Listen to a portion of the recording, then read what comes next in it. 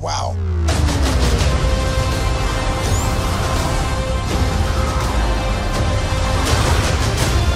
The end is near.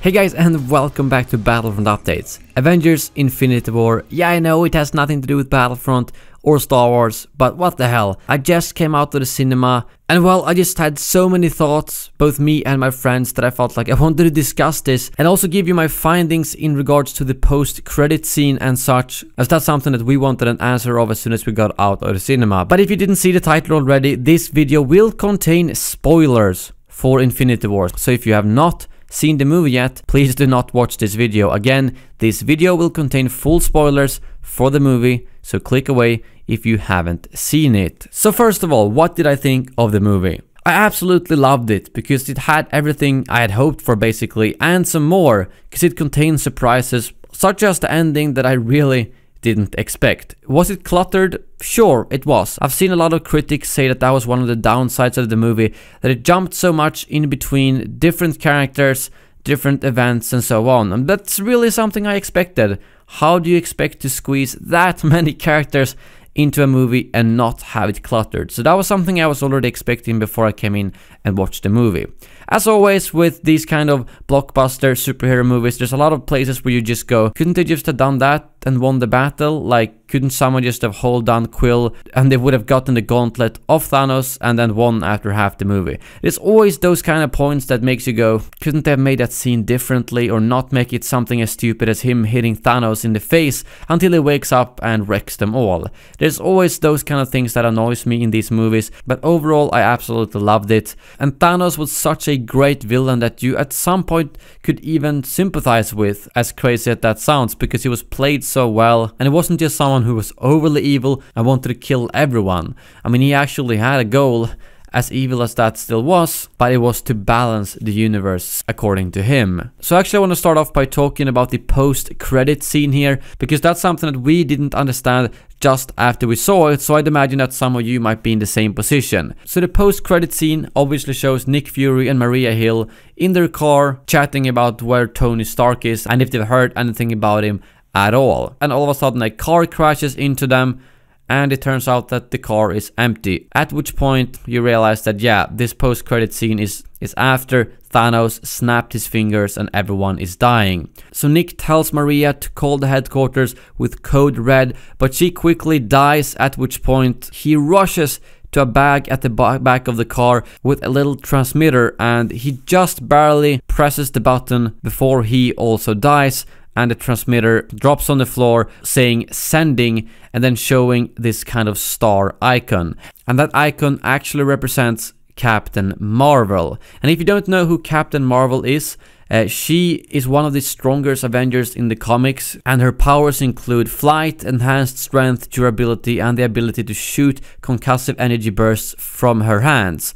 And there is actually a Captain Marvel movie coming out next year, but that movie is set in the 90s, so way before these events, where she gets stuck in the middle of an intergalactic war. At least that's roughly what we know about that movie. But this obviously then hints towards the fact that Captain Marvel might be coming back in the now untitled Avengers 4. And Avengers 4 is actually set to be released fairly soon after Captain Marvel. So my guess is that even though Captain Marvel is quite a lot of years before all of this, it will probably explain her origins and also what she has been doing during all of these events. Why didn't Nick Fury call for her in the previous Avengers movies, where you were pretty much also risking the entire universe, or at least Earth, but now all of a sudden he decides to do it. But so what about the ending in general and how she and everyone else could possibly tie into the next movie? Well, I didn't actually expect him to get all the stones and snap his fingers just like that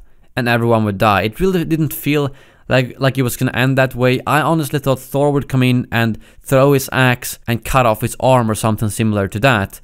But obviously that's not what happened, which was what kind of shocked me and a lot of people in the cinema, to be honest. And I kept thinking, who will die here? Because there's been a lot of speculation on who would die, and there's a lot of characters that I wouldn't have been surprised if they did die.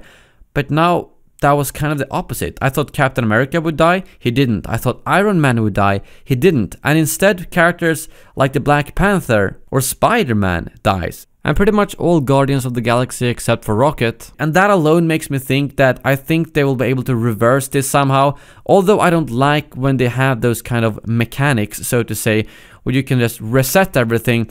I just can't see them killing off Spider-Man just like that. And that's why I would have had a different view of this ending if it was Iron Man and Captain America who died instead, since those I would have been more fine with or understood why they would kill them off, whereas Spider-Man and Black Panther, they're two of the more newer characters in the Marvel movie universe, so why would they kill them off this early on? So I feel like they really left an open end for Avengers 4, and one very important thing that I think we need to keep in mind is that Doctor Strange actually said that he saw 14 million outcomes of this battle, and there was only one of them where the Avengers were winning. And when he gave this stone to Thanos and Tony Stark asks him, "Why did you do that?" he says, "This is the only way." So that shows that this had to happen. This was the only way they could beat Thanos. Whether or not Doctor Strange saw that they would all die and then the rest of them would kill Thanos, or if he saw some way to reverse it, that's another question that we will probably find out in Avengers 4. And something that I was really curious about is how far can you actually go back with the time stone? So far we'll only see them go back a few seconds or a few minutes the maximum, but with the Infinity Gauntlet maybe you can go back hours or even days with it, and that way kind of undo everything that happened in this movie.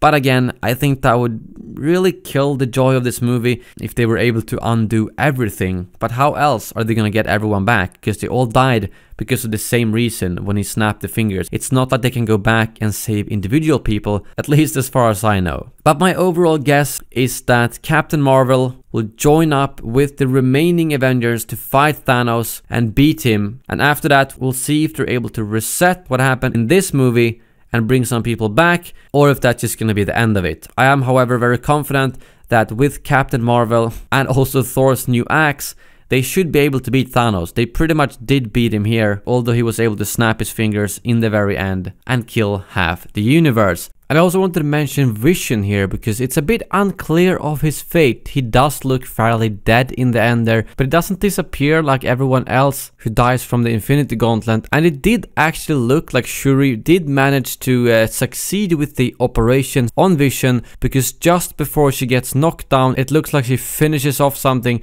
on the equipment, which could potentially indicate that he is not completely dead and could survive without the Infinity Stone. Again, he did look very dead, but that was still an observation I made, that they didn't really build anything further on and they never really clarified if it was successful or not. But I think that wraps up my thoughts on this movie and some of the observations I did. I want to also explain that I have not read the comics, which might be pretty obvious when you hear this video. But after the last couple of Marvel movies, I've gotten more and more invested in that universe and read up more about the characters, their backstory, how they are in the comics and how that compares to the movie and so on, which is why I wanted to share my thoughts here. And I'd love to hear your theories on how Avengers 4 could play out, or how Captain Marvel will link into this, or if there's something I completely looked over in the movie that could explain something that I brought up. Let's continue that discussion in the comments below. I'm very excited to hear what you have to say. But that is all for this video. Thank you very much for watching, and as always,